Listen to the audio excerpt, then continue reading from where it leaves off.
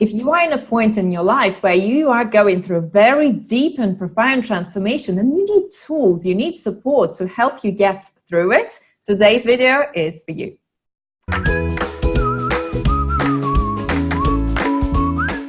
Hi there, it's Yulia Tarbath here, and today I am joined by gorgeous Michele Laine, all the way from California in America. Michele, welcome.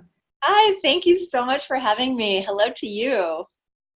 Michele, we're going to have a good time today, I know, and I know it's going to be so inspirational to other people as well, because today we are going to be talking about that inner power that we have an opportunity to tap into. And I know you've been on your own health journey, and you are empowering women to make changes. So why don't you introduce yourself and tell us more about you? Thank you. Hi, I am Michele Laine. I'm a neurotransformational business and life coach. I'm kind of in both areas now, but I've stemmed from starting as a health coach and then kind of morphing in. And I'm an author of my book, Stronger Than the Storm. And I'm just really happy to be here today to talk about this inner work, because it's such a piece of my life now, and the work that I'm able to do with women and just helping them with their inner transformation, which is the root and the key to the success and all the things that we want, right? So yes, yeah, that's awesome. And I know your book is called Stronger Than the Storm, and you've certainly gone through your own storm and your own health challenges. So can you tell me a bit more about what is it that you experienced? Yeah, in a nutshell, it was the repercussions of living in stress for a certain amount of time. And, you know, it's interesting. We live lives that are stressful. They're very busy. They're very packed full. And I personally think we're in survival mode quite a bit, where that fight or flight's always kicked up and we're always doing the next thing and filling the calendar. And that feels really normal. And if you're a mom on top of it and a business owner or just a human being in general anymore, we just run busy, right? But over time, that wears on you. And so when those bigger life storms come in, where things seem like they're coming at you at all ends, that's what had happened to us. And I believe that was the catalyst for setting off my health a couple years later. So our story was that economic downturn happened between 2008, 2013, and we had a business in natural stone products. It was across the United States. We had numerous locations. Life was good. Things were established, and the banking crisis and the housing crisis hit overnight. And that started to take out a ripple effect in businesses that supplied things to that housing market, right? And then our bank was in the middle of its own storm at the time, being taken over by another big name bank. And so our line of credits fell. So when everything started to fall apart, the pieces started to come at us. So we were in a 5-year fight just trying to maintain this business, and all the covenants and things were changing along the way. That's stressful in itself. And then we had some family members. My mom was ill pretty much my whole life with multiple sclerosis, and her health was failing. So in the middle of all this storm, we're taking care of her. Her health fails. We lose her. She passes on. My dad 2 years later, my aunt, my father-in-law, and then my cousin. So it was like this huge storm of loss, right? We ended up losing our business. We ended up losing our beautiful forever home, which these are just things, right? But at the time, they all could feel so daunting. The two things that were really beautiful were we had some healthy practices in place. We liked to work out. We took care of ourselves with health. But what I've learned now from what I know then is I would not sleep, and I would absorb the stress. So as much as we're trying not to absorb the stress, it's coming at you, and it takes its toll. So as we got out of that storm and life got a little normalized, both my husband and I started having some really strange things happen with our health. And I'm in my 40s at that point, and I'm thinking, I'm still too young for menopause, but it seems a lot like menopause, right? And so what had happened to me is I started gaining weight where I hadn't before, and it didn't matter what I ate or what I exercised, things were growing. Come to find out, I'm thinking I just need some hormonal creams. And when I did that, my whole body just kind of blew up and said, stop. So I had insulin resistance, I had low blood sugar, I had adrenal fatigue, I had all kinds of these health symptoms that are now becoming a little bit more predominant. And I just thought they were wrapped up in my hormones being off. But when cortisol and our stress is high and our systems are falling, our hormones will go off, and they're just a part of the bigger picture, not the actual thing that's happening. And so my health journey has been trying to get back to what I consider my normal body, and out of the 30-pound weight gain, and still having no idea it was simple as reducing stress and eating properly and exercising differently and not forcing. Everything was always so much force and stress, and just getting to the next thing. And I have to take care of myself, and I have to do these weights, and I have to.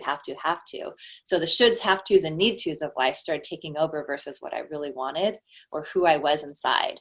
And until I connected into that little final switch for everything to kind of release, just held on, almost like a lesson, a beautiful gift that came in this chaos. So it was really a journey for me. As I look back now, it wasn't about the things we lost or how it happened. It was about where it took me to start finding myself, because the one thing I wasn't doing in all the taking care of everybody else and handling all the things was paying attention to myself and knowing who I was inside. And so as I started to work on that, things started to almost come back to homeostasis, but we can talk about that some more. I loved what you said. And we work with a lot of women with hormonal imbalances. And it can feel like you are in the middle of the storm, because not only, obviously, we all have things to deal in life. Yeah, so families, kids, teenagers, and like there's all these things that you're having to take care of. And then unless you have yourself to do it all, then it's just impossible to go through this transformation. And it's almost like life keeps showing you, it's you're not looking at yourself. Hello, I'm here. Look at me. See it, right? You need help. Don't turn away from me. This is happening to me. No, listen, and you, it's not so easy to find yourself in that position, right? It's so much more common or in habit to say, life's doing this to me. This is all happening to me. Poor me. Kind of really like it's poor me. This is happening. What do I do? Oh, I'm fine. So now we deflect. We don't accept help. We're fine. We're not fine. And then we also in the background have this poor me. Why is this all happening to me? Instead of looking at it sometimes as, what can I do to make that switch? And so what I started to find was, in the midst of all this chaos, and even with the health thing going on, like, what are the things I can control? What are the choices I can make for myself, and the perspective shifts I can look for, even in something simple as in gratitude? It might feel like the world's falling apart around you, but what is really happening now that we can be grateful for, that can flip that switch and get us heading in a direction of more love and appreciation versus every other feeling of anger, regret, sadness, fear, right? Yes, and this is one of the lessons that you talk about in your book. So you've got positive perspective, passions, time management, and self-care. Yes. I needed to find out, well, I asked myself, what's important to me? Like at that moment, we didn't have to do all the things we'd done before. I was in accounting and finance management in our own businesses. And there's an opportunity that came to my mind and said, man, if you could do anything else you wanted to do right now, like you can redesign your life, what would you do? And when I asked myself that, and I sat down with a piece of paper, I'm like, kind of just stopped for a second. And I'm like, I have no idea. Like, I don't even know who I am or what I like or what my passions are anymore. So I kind of started there and just started to brainstorm on, what do I even like to do? And I liked dancing and writing. So I kind of went with that. I liked walking. So the simplest things, I was trying to basically letting my brain dump onto paper. And then when I looked at it, I thought, man, what are the things of this list that are my passions am I actually doing in life? And I didn't have very many.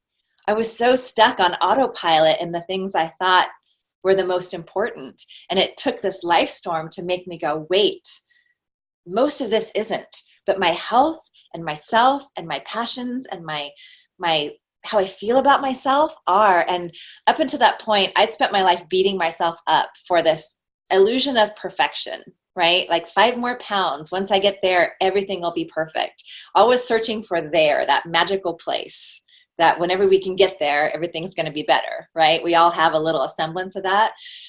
But really learning that what I really needed to do was take a deeper look inside myself and really get to know myself again. I love being a mom and a business owner, but these aren't my identities. These are just things I do. They're not who I am. And I think we get so much in habit, we forget that we're not all the things. We don't know how to just be anymore because we're so used to doing. Does that make sense?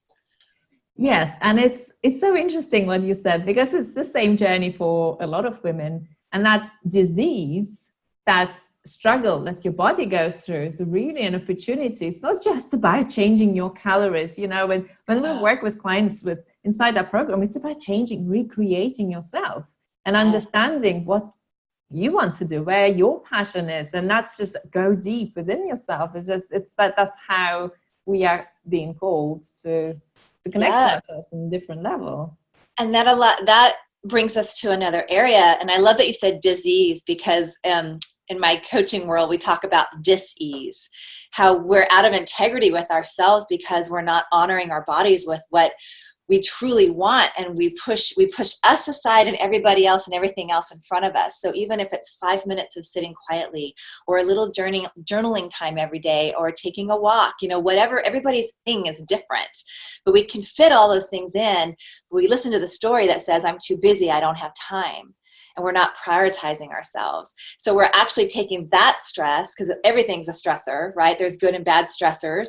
And we're not tuning into who we are and what we want and what works in our body. We start comparing ourselves to others. We start following everyone else's magical plan because we want so badly for something external to happen, when really the internal piece is where it begins, that we're not paying attention. And as we start tuning in, and perhaps this is also a piece of what you teach, you learn more about yourself, what foods really aren't working, how they're responding, what do you like to do, what kind of movement feeds your soul. Are you forcing yourself into this huge strength program and you really hate it the whole time? Like, what is, and we make so many accommodations for ourselves without having to tune in, because we spend so much time being distracted. And so when I think we're, whether it's a life storm, or it's just a health journey, or it's something to wake you up, it's an opportunity to go, what is my body trying to tell me? Because I truly believe our minds and our bodies know how to heal if we let them have the space to do so, and we stop trying to dictate how they're doing it, right? And we don't know that unless we face that little bit of fear of sitting quietly with those busy thoughts, those thoughts that are like on the hamster wheel and going, and we think that there's no way I want to slow down and listen to that. But when we give ourselves 90 seconds to sit with what's making us uncomfortable or frustrated or overwhelmed or feeling the way we're feeling, we can hear this quiet, gentle, sweet, soft answer within ourselves that I always like to say there's that little devil and the angel on the shoulder, right? And the one who screams louder is the one we're kind of listening to, but we push aside the one that makes sense and is kind and gentle to ourselves. And we all have that inner knowing, that inner guidance, that when we can find that fine tuning into what we truly need and want in our bodies, we start to begin that healing process, and we allow space for more of those things to come in and feed our soul. Yes, that's really beautifully said. And it's really taken that mask off. I'm too busy, and now is not the right time, and the financial situation is not right, and my husband is not on board, and now it's just too difficult. And like just all these things that we keep coming up with. Yeah. And saying, now I really need to do this. Yeah, what are we feeding our minds? Like, just talking about that inner work in our minds, it starts up here, right? Like the thoughts produce the feelings and the emotions, and everything else follows from that. And really the thoughts are coming from a memory. So the memory produces the thought. So if we experience things we didn't want to experience once, twice, or had even a trauma in our past, those will determine subconsciously what we want to protect ourselves from with those masks, with what we're running from, with what we're distracting ourselves with what we're allowing ourselves to feed our minds with. So if we're not listening to nurturing podcasts or learning or reading books that we can relate to and learn something from, then we're not even able to get past the surface to tune into what might be going on deeper that we could actually heal. And then that frees us to start becoming the woman we want to be, or the man that we want to be, the person that we want to be. And then we can start to identify the awarenesses in the thought process that may not be true, because our brain doesn't know whether things are true or not true. It just knows what we repetitively tell it and believe.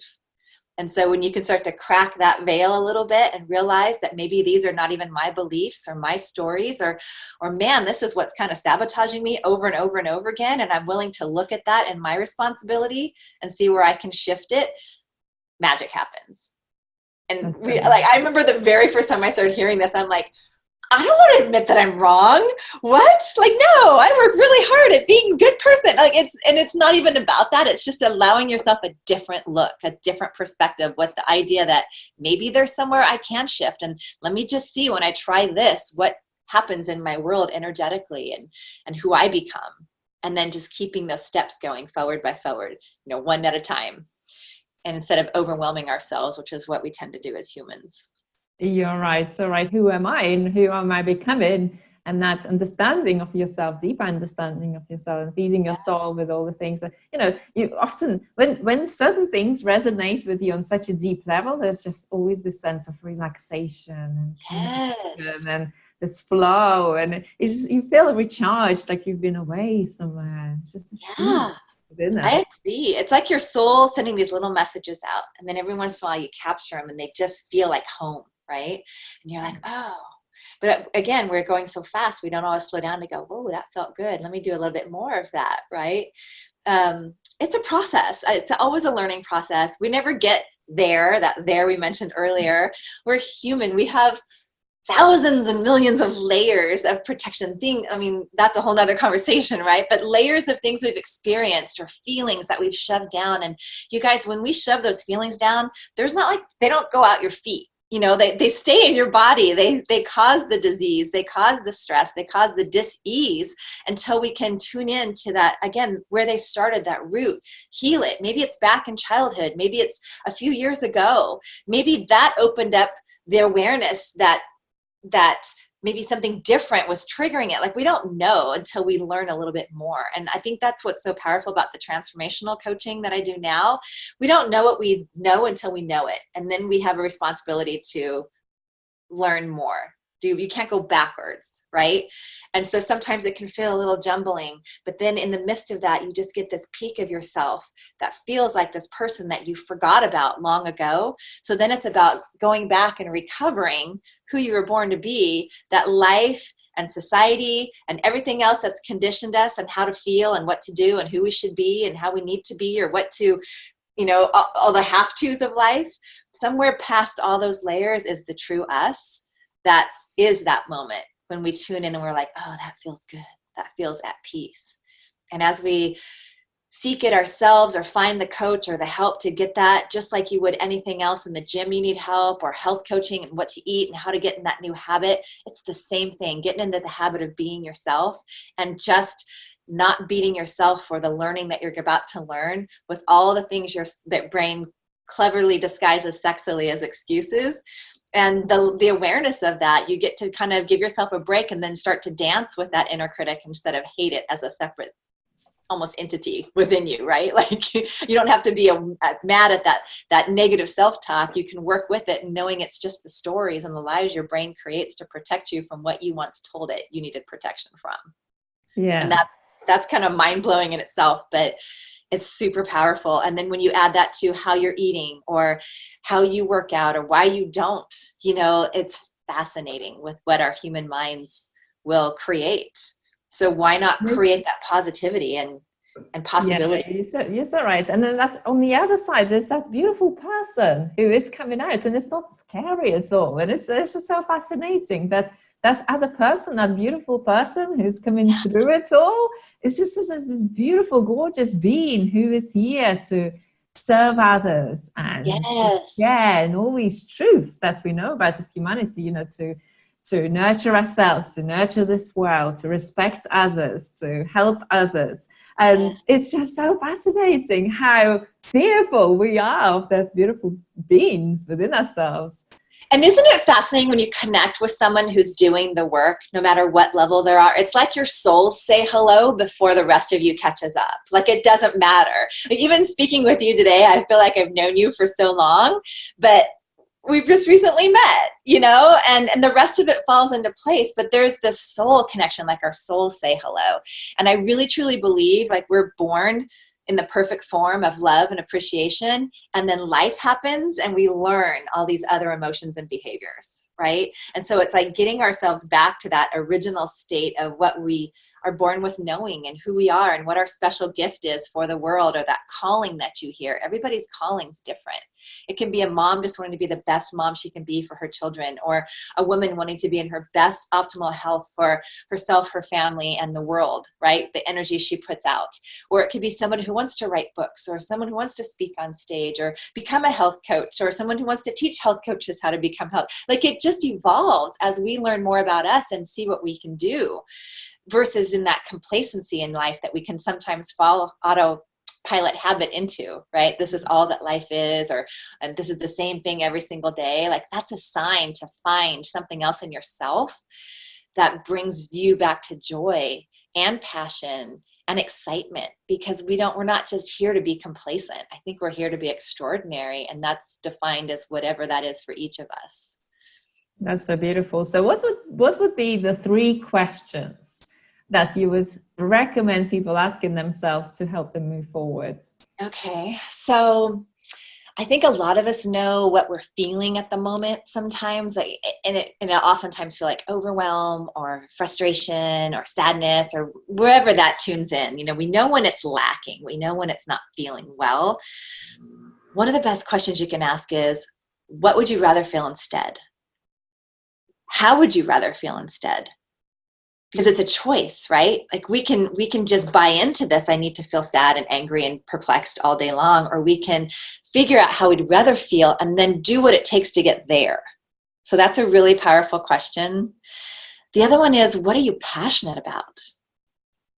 You know, take a piece of paper and write down something to get your brain going and allow yourself space to just, what did you used to love to do? What would you love to do now? What would you love to do as a bucket list item? And just let yourself write stuff down, and then look at it and think, what am I doing that I really would like to be doing on this list? And pick one thing and take action on it. And then the other one is, I think we all need a big permission slip written, a permission slip to be our best health, be our best person, be our fittest body, be whatever we dream to be. For me, I had to learn how to dream again. Like, it's been a process for myself, for other things I strive to do, and it's a continual process. But when we allow ourselves permission, what I find is, if we even just write it down, like, I give Michele permission to, and then put red lipstick on today, or whatever the things are that can get the brain going into some of the bigger dreams or the heart's desires, is super, super powerful. And then just remembering it's a permission that only we have to give ourselves. We don't have to seek it from others. And that nothing external that we are seeking is going to create the happiness that we're looking for within. I so love that. That is just so beautiful. And I'm sure that it's going to help and give you as a viewer a chance to reflect and to really prioritize things in life. So, Michele, thank you so much for joining this interview and inspiring me and other people, and me myself as well. It's just been beautiful. I appreciate you and the opportunity to just have this conversation, and it's just, thank you. It's just with gratitude, obviously. And I'll leave a link to your website so other people can connect to you and look at your book. Yeah, absolutely. They can connect me on all the socials on my website. It's just michellelaine.com. We'll put the link in, and thank you so much again. Appreciate you. Thank you for joining, and leave your answer below. So what is it that, Michele said that take one action, just allow yourself, give yourself permission to take that one action. So what is going to be your action? Leave it in a comment section, and thank you so much for joining. Look forward to seeing you in the next video. Thanks, Michele. You're welcome. Thank you.